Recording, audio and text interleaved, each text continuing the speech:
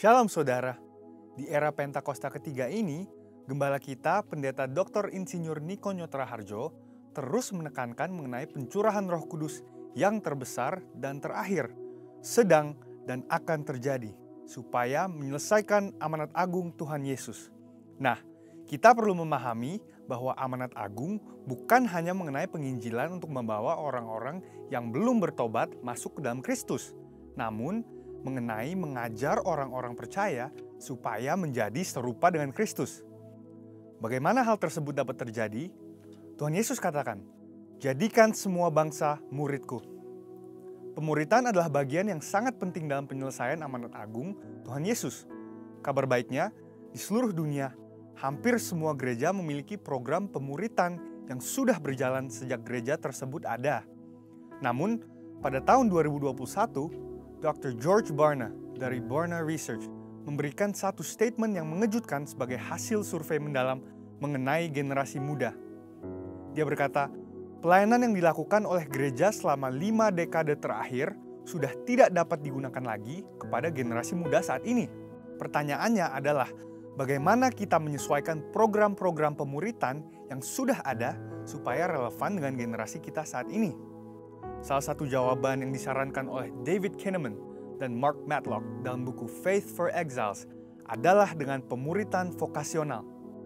Pemuritan vokasional dikatakan dapat membangkitkan satu generasi muda untuk menjadi resilient disciples atau murid-murid yang tangguh. Ciri-ciri resilient disciples adalah yang pertama, hadir beribadah di gereja dan aktif, bukan hanya sekedar datang untuk beribadah saja. Yang kedua, mereka percaya penuh pada otoritas kebenaran firman Tuhan.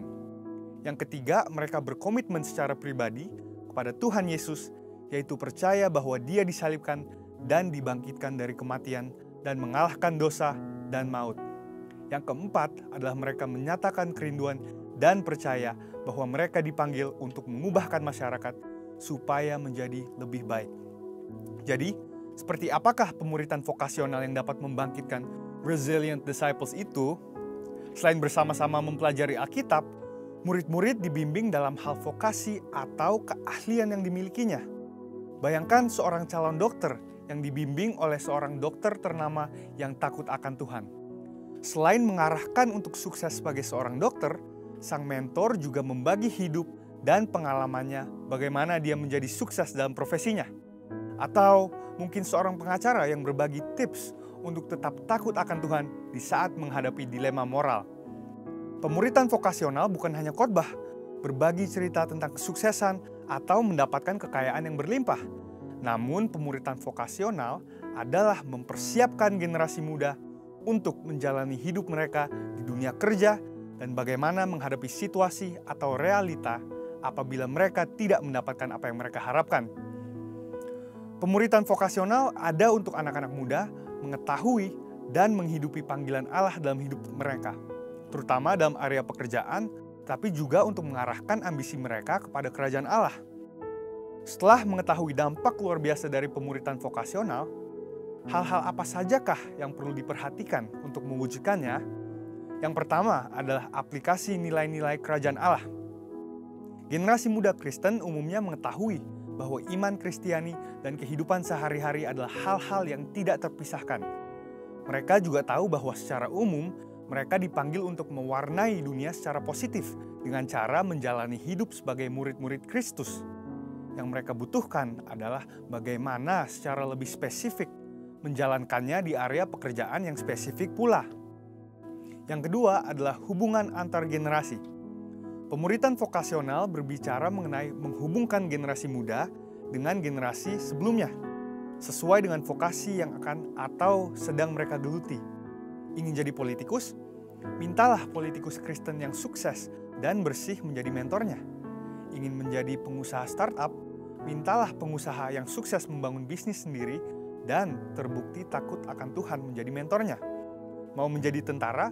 Mintalah perwira yang hidup dalam firman menjadi mentornya. Atau mungkin terpanggil menjadi pengkhotbah.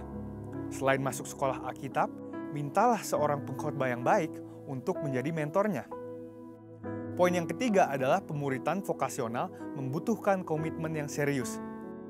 Pemuritan vokasional bukan ibadah raya atau kelas-kelas Alkitab, tetapi suatu kedekatan khusus antara murid dan mentor. Ini membutuhkan komitmen dan upaya yang lebih dari pihak mentor. Sang mentor membagikan bukan hanya hal-hal baik yang dia terima dan yang dilakukan dalam bidang pekerjaannya, tetapi juga dengan terbuka mengenai pengalaman buruk yang dialaminya. Mentor membagikan bagaimana ia menang atas semua hal itu.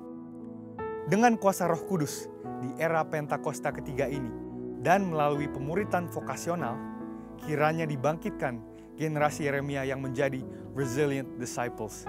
Saudara, untuk penjelasan lebih lengkapnya dari tim teologi kami, silahkan klik link yang ada di atas atau scan QR code yang tersedia. Tuhan Yesus memberkati.